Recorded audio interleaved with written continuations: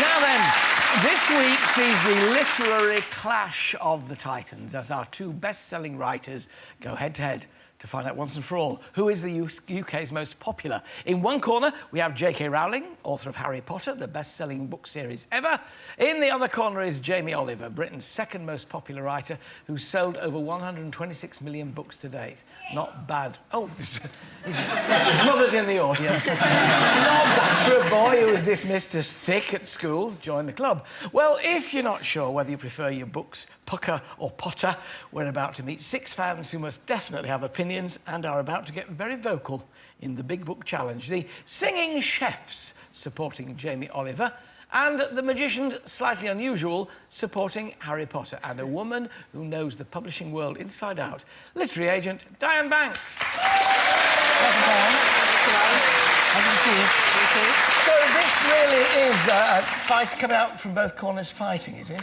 Absolutely, Alan. This is the time of year that it all happens for the publishing industry. So in December, for Christmas, obviously, 1/5 of all physical copies of books are sold. So that's when it all happens. And now is the time when the publishers are getting those big titles out there. But what's interesting here is that these two have been released 2 weeks ahead of the big push, which is going to happen in 2 weeks' time on the 11th of October. Is this what they call Super Thursday? This is Super Thursday. Oh, so they're preempting these two and seeing if they can get a start on it all. So Super Thursday, 11th of October, we've got all kinds. I mean, we've got Nigella, there's Roger Moore, there are 220 hardbacks going to be published on this day. So these are the two. J.K. Rowling, Casual Vacancy, which, of course, is fiction, and Jamie's 15-minute Meals, which, of course, is non-fiction. So it's fiction versus non-fiction, which is another battle, really. Yeah. Which traditionally sells more, stories or truth? Traditionally, you release your big non-fiction titles for Christmas because they're gift purchases.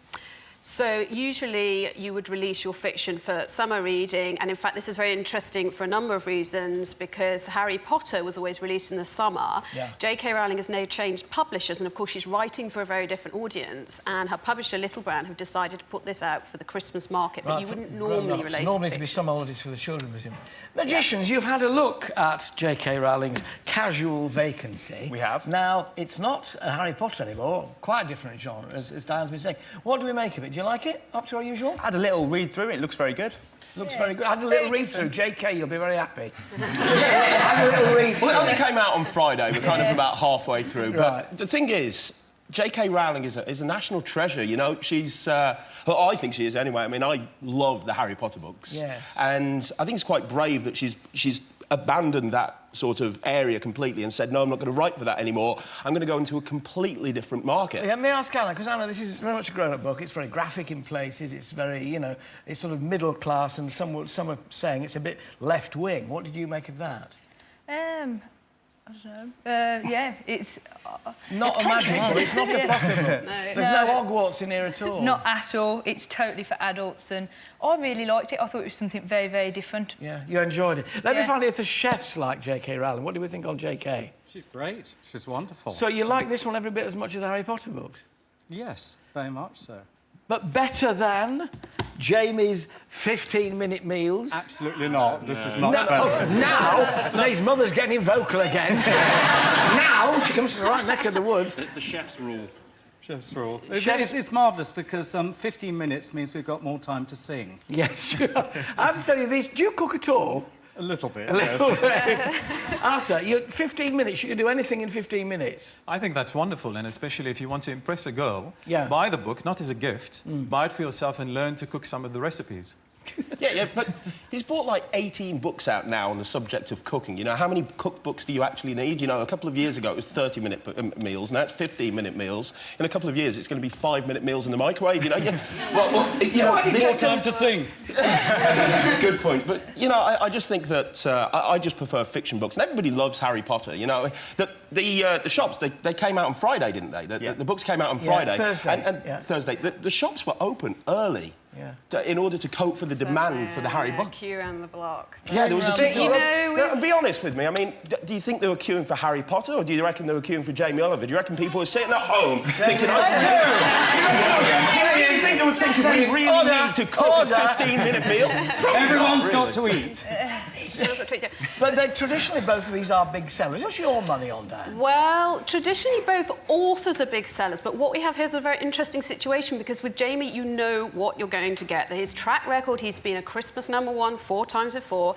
He's got a track record as a chef, and he offers a promise of a certain buying into a certain lifestyle and improving your cooking, etc., etc. J.K. has a reputation for something entirely different, and that's writing young adult children's fiction full of magic. She's now writing an adult book. We don't know what we're looking at here. We don't know what we're going to get. What are the initial sales showing? Which is ahead initially? Do we know yet? Initially, J.K.'s ahead. The publisher sold it. They had $1 million worth of pre-orders. It was Waterstone's biggest pre-order this year. It's the fastest-selling book in 3 years.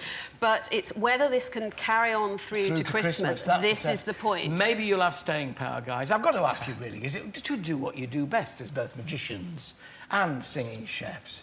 Can we just have a quick demonstration, Russell, of a bit of magic? Dave, here's Diane. He's a lovely, pretty young lady. She uses your stooge, as magicians always seem to get thrown down. Thanks for that. Help her. What have you got? What can you do for us? OK, Diane, I'm going to show you a coin illusion, Goodness me. If you could hold your hand out for me, you can be like my table. I've got... Wow, this is getting better. Very glamorous. I've got 3 coins here. Now, these are actually American half dollars. Yeah. And the reason I use these coins is they're nice, big, shiny silver coins. You can see them from a bit of a distance. Right. I'd like to watch very, very carefully. This is the idea, Diane. We're going to make the coins jump from one hand to the other. Right. I'm going to squeeze his hand in a fist. Watch the coins. You'll actually see the first one vanish from there. How did you do that? It's vanished. All the way over there. That's coin number 1. Go on. Now, I'll do it again, because maybe you missed it. This one's going to go next. It's going to jump into that hand, which will leave me with just 1 coin over here. You're going to see it go. Watch. 2 here. And 1 here. If I squeeze the 1, watch the 2. You'll see it jump across. That's coin number 2. Oh, thank you. It's amazing, isn't it? 2 got, 1 to go. 2 here, 1 here. Now, the last one, we're going to make this as hard as possible. I'm going to squeeze this one. Diane, could you squeeze these 2 coins for me? Squeeze them really tight so I can't get to them. Turn your hand over. Yeah. Watch the last coin. Yeah. It's going to jump from my hand all the way to your hand. Turn your hand over, open it up, and you will have all 3 coins. Amazing. Thank you. Well, maybe we can't decide exactly who will do the best on the bookstores, but jumping gargoyles, we've got to go out with a bit of a song, haven't we? You'd like to reference to Harry Potter. Did you get that one? Never mind. Go on, chef, sing us out.